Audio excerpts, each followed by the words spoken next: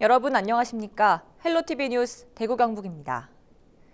다사다난했던 올 한 해 여러분은 어떤 뉴스가 떠오르시나요? 2019년 대구 경북 10대 뉴스를 통해 올 한 해 우리 지역을 되돌아봅니다.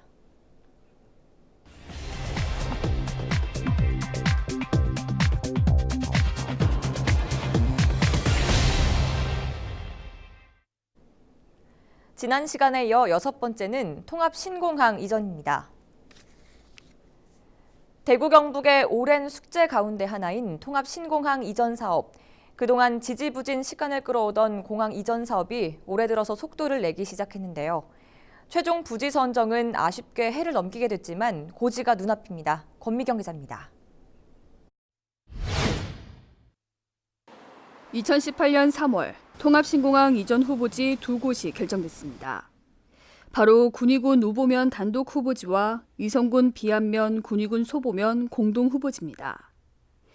하지만 사업비 규모를 놓고 대구시와 국방부가 줄다리기를 하면서 최종 이전지 선정 작업은 1년 넘게 제자리 걸음이었습니다. 그러다 올해 4월 정부가 이견 조정에 나서면서 이전 사업에도 속도가 붙었습니다. 이제 정부가 조속한 시일 내에 티어팀을 구성해서 이전 대상지 그리고 앞으로의 세부 재정 계획 부분들에 대해서 구체적인 이행 계획을 만들어서 내놓아야 할 것입니다.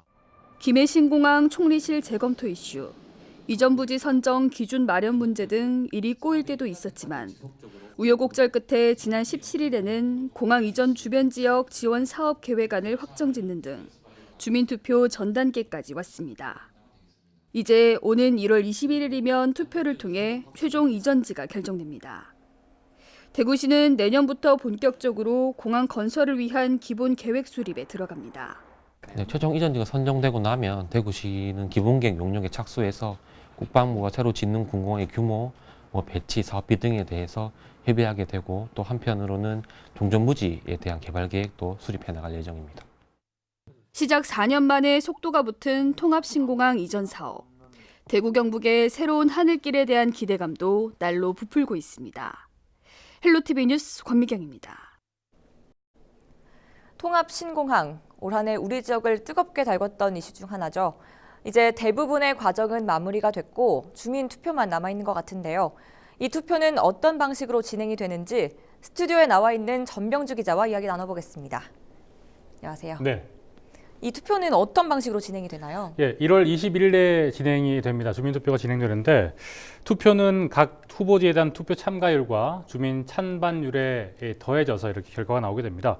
투표날 군위군민은 투표용지 총 2장을 받게 되는데 단독 후보지인 군위군 우보면 그리고 공동 후보지인 군위군 소보면과 의성군 비안면에 대해서 각각 찬반 투표를 하게 되고요. 또 반면에 의성 구민들은 찬반 투표지 1장을 받게 되겠죠. 이렇게 해서 공동 후보지에 대한 찬반 투표를 하게 됩니다. 공항이 과연 어디로 옮겨가게 될지 궁금해지는데요. 이전지가 결정된 이후에는 어떤 과정들이 진행되나요? 공항 주변 지역에 사는 주민들을 위한 지원 사업들이 이뤄지는데요. 금액이 최소 3천억 원입니다. 6년에 걸쳐서 생활 기반 설치 그리고 주민소득 증대 사업 등이 진행될 예정이고요. 대구와 공항을 잇는 도로도 건설이 됩니다. 이 밖에도 공항이 떠난 자리, 그러니까 대구 동구의 빈터를 어떻게 활용할 것인가, 이게 바로 대구시의 수건 사업이 될 예정입니다.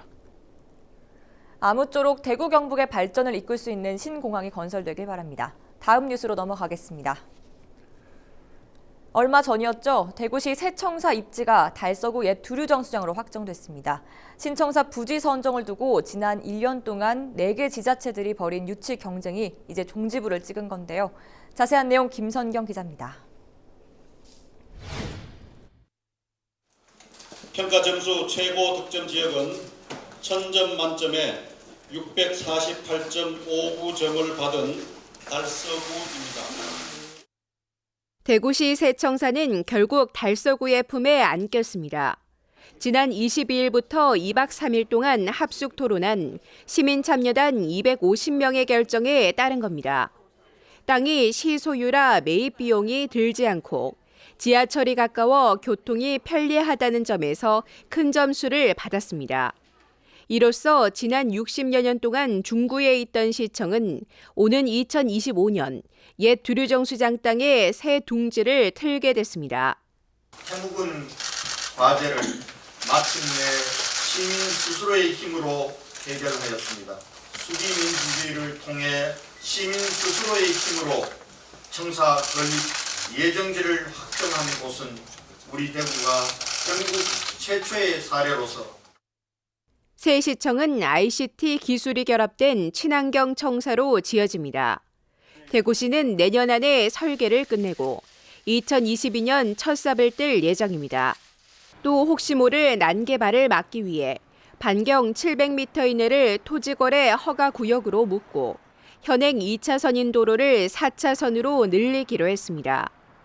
현재 시청 자리는 박물관과 시민회관으로 북구 별관 일대는 경북대와 연계한 대구형 실리콘밸리로 조성하는 방안도 검토하고 있습니다. 내년에 2020년에 기본 구상을 수립하고요. 그다음에 타당성 조사하고 투자 심사 계획을 전반적으로 다시 검토를 하게 됩니다. 내년에. 뜨거웠던 유치전을 뒤로 하고 이제 막 새 시대를 열게 된 대구시청. 지역의 랜드마크로 자리 잡을 수 있을지 기대됩니다. 헬로티비 뉴스 김성경입니다. 올 한 해 대구를 정말 뜨겁게 달궜던 신청사 입지 선정이 이렇게 마무리됐는데요. 지역 반응이 궁금합니다. 어떻습니까? 예, 당연히 달서 구민은 환영하는 분위기고요. 네. 중구의 구민들은 처음에는 반발하다가 지금은 수용하는 분위기입니다. 네. 각 지역 반응들 살펴보시죠. 예, 대단히 환영하고 있습니다. 서대구역이 들어선다면은 거기 이용하기 더욱 편리해질 것 같고요. 도시 고속도로가 인접해 있고 지하철역이 있고 아주 시민이 이용하기 아주 요지라고 생각합니다. 교통시장이 완전히 죽어서 낮에 가도 전부 샀다 다 밀어놓고 저녁 6시 이후로 가면 암흑지 됩니다. 시청마저 갔으니까 우리 중구를 위해서 그보다 더 좋은 걸 주셔야 된다고 저는 생각을 합니다. 네, 달서구는 환영하는 분위기고 탈락한 곳에서는 아쉬움이 큰 상황인 것 같네요. 중구는 도심 공동화 현상을 대구시가 적극 해결해달라 이런 주장을 하고 있는 것 같은데 달성군과 북구는 어떤가요? 네, 두 곳 모두 결과를 받아들이겠다. 네. 하지만 이 빈터에 남은 공간을 어떻게 활용할 것인가, 구체적인 안을 내놔라, 이런 상황인데요. 관련해서 24일에 구청장이 기자회견을 열기도 했습니다. 네, 새 시청을 잘 짓는 것은 물론이고 남은 빈 땅들은 또 어떻게 개발해 나갈지 고민해야 한 숙제가 남았습니다. 새해에는 더 좋은 소식이 들려오기를 기대해 보겠습니다. 다음 뉴스로 넘어가겠습니다. 지난 2월엔 대구 도심 한가운데 위치한 대보사우나에서 대형 화재가 발생했습니다. 이 불로 3명이 숨지고 84명이 부상을 입었는데요. 3년 전 점포 700여 곳을 태우고 사흘 만에 진화된 대구 서문시장 화재 이후 도심에서 발생한 큰 사고였습니다. 많은 사람이 찾는 다중이용시설에 대한 안전점검이 또다시 도마 위에 올랐습니다. 긴박했던 그 당시의 상황, 권수경 기자입니다. 지난 2월 19일 오전 7시 11분쯤 대구 중구의 한 7층짜리 복합상가 안에 있는 사우나 구두방에서 불길이 보인다는 신고가 최초로 접수됐습니다. 4분 뒤 소방차와 구급차가 현장에 도착했습니다. 다급하게 손짓하는 시민의 모습이 보입니다. 신고를 받고 출동한 지 19분 뒤 불은 꺼졌지만 인명피해를 막을 순 없었습니다. 오전 7시 56분쯤 4층 남탕 사우나 탈의실에서 미처 대피하지 못한 2명이 숨진 채 발견됐습니다. 불이 나는 건물 5층부터 7층까지는 아파트인데 연기가 위로 솟구치면서 주민 70여 명이 연기를 흡입해 병원으로 옮겨졌습니다. 제천 참사가 얼마 지나지 않아 발생한 다중이용시설 화재에 행정안전부 장관도 현장을 찾았습니다.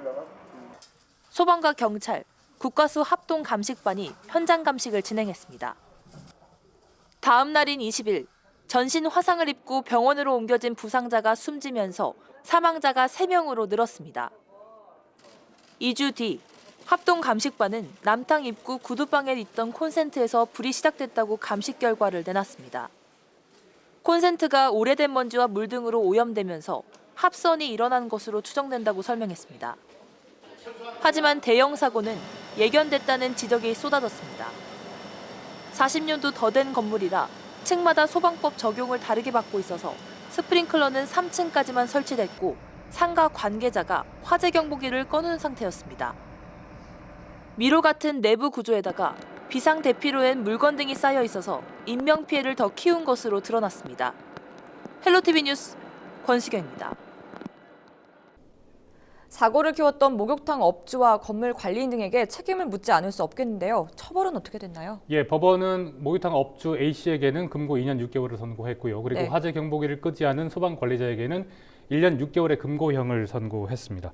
네. 재판부는 내부 구조를 누구보다 잘 알고 있으면서 이용객들의 신속한 대피를 돕지 않았다고 해서 양형의 이유를 밝혔습니다. 네, 목욕탕 업주나 건물 관리인 등 구조 의무가 있는 관계자는 오히려 제일 먼저 사고 현장을 빠져나갔는데요. 이 가운데 한 시민은 마지막까지 불길 속에서 다른 손님들을 대피시켜서 감동을 전하기도 했었죠. 예, 바로 이재만 씨인데요. 이재만 씨는 수건을 두르고 네. 잠에서 깨지 않은 손님들을 깨우고 또 화재 현장에 끝까지 남아 있어서 네. 큰 감동을 줬었습니다. 네. 네. 항상 큰 사고가 터지고 그제서야 대책을 세우면서 관련 법들을 다듬게 되는데요. 다시는 화재로 이런 큰 인명피해가 일어나서는 안 되겠습니다. 네, 다음 이슈로 넘어가 보죠. 이어서 문화재 이야기를 좀 해볼까요?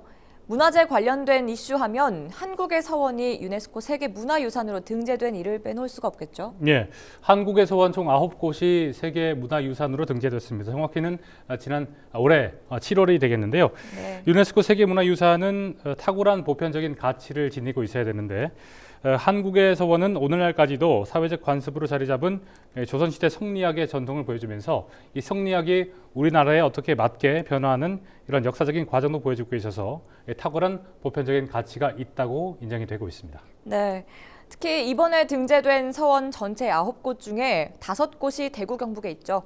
이렇게 지역의 세계문화유산으로 등재된 곳이 있다는 건 관광객들이 찾는 계기가 되기도 해서 관광 측면에서도 지역의 기대가 큽니다.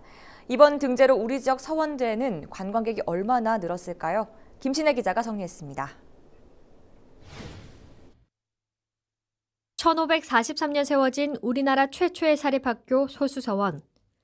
퇴계 이황이 직접 짓고 제자들을 가르친 도산서원. 퇴계 선생님의 생전에 제자를 가르치시던 강학 공간인 도산서당과 선생님 사후에 재향 공간이 있고 그리고 강학 공간인 도산서원이 함께 어우러져 복합적으로 있다는 게 특징이 되겠죠. 네. 하늘을 한일자로 가로지르는 누각, 만대루가 일품인 서원 건축의 백미, 병산서원. 조선시대 당시 원생 관련 자료부터 성리학 등의 각종 서적을 출판해 소장하고 있는 옥산서원.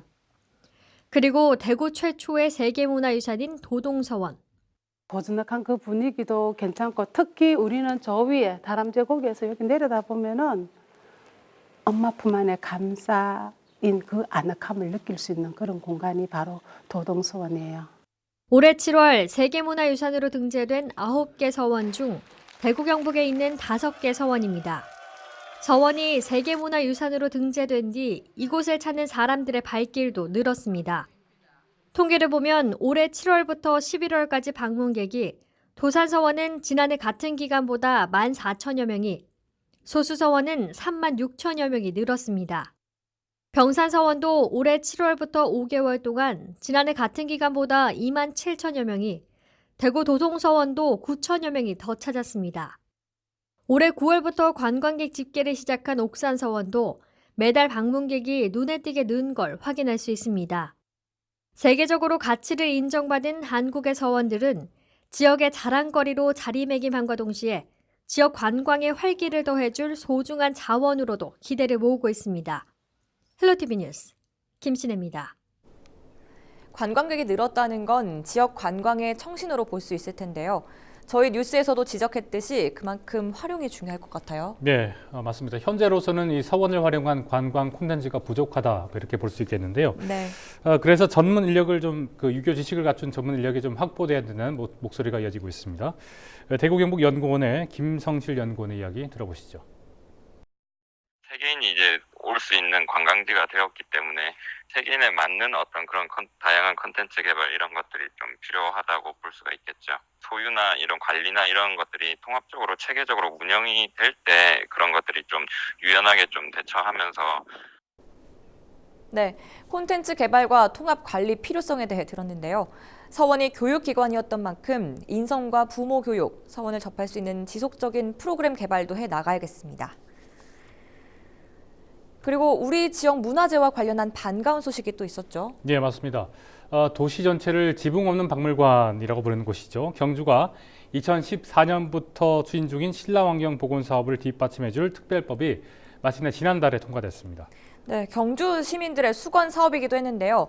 신라 왕경 복원 사업이 뭔지 구체적으로 좀 설명을 해주시죠. 예, 말 그대로 신라의 수도였던 경주의 문화 유적을 좀 복원하는 그런 사업인데요. 네. 신라 왕궁인 월성 그리고 9층 목탑으로 유명한 황룡사 그리고 외국 사신을 접견하던 동궁과 월지 또 원효대사와 요석 공주가 만났던 월정교 그리고 신라 왕족과 귀족들의 묘인 촉샘지구 그리고 당시 주거 형태를 엿볼 수 있는 신라방과 신라왕들의 무덤인 대릉원 마지막으로 천체를 관측하던 첨성대 주변 등 8곳이 주요 복원 대상입니다. 그 지지부진한 이유로는 아무래도 법적인 근거나 이런 것들이 부족해서였겠죠. 그래서 더 신라 왕경 특별법에 거는 기대가 큰데 어떤 내용을 담고 있는지 알아보고 조금 더 이야기 나눠보겠습니다. 박은경 기자입니다.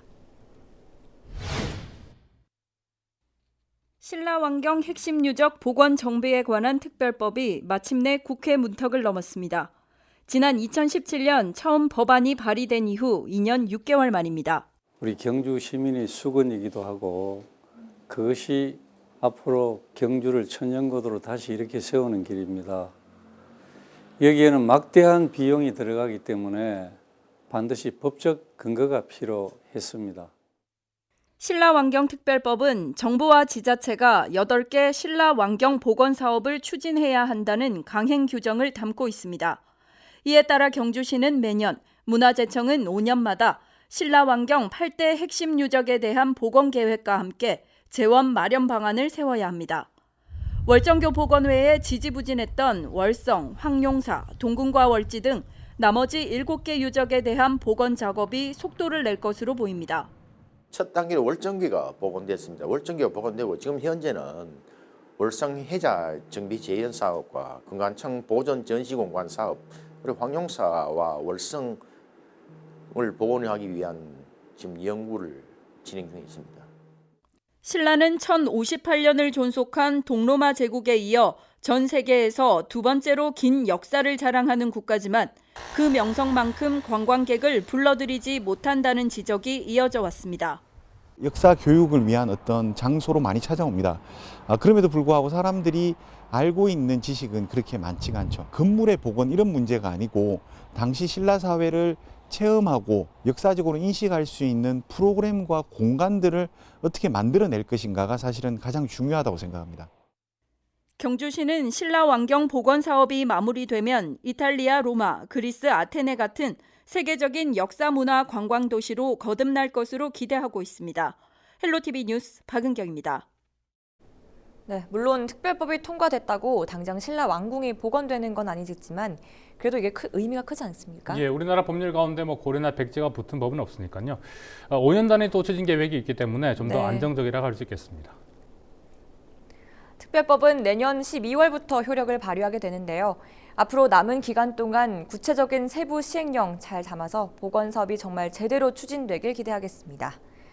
대구 경북 10대 뉴스로 올해를 되돌아봤습니다. 새해에는 훈훈하고 따뜻한 소식들이 넘치기를 기대합니다. 뉴스를 마칩니다. 시청해주신 여러분 고맙습니다.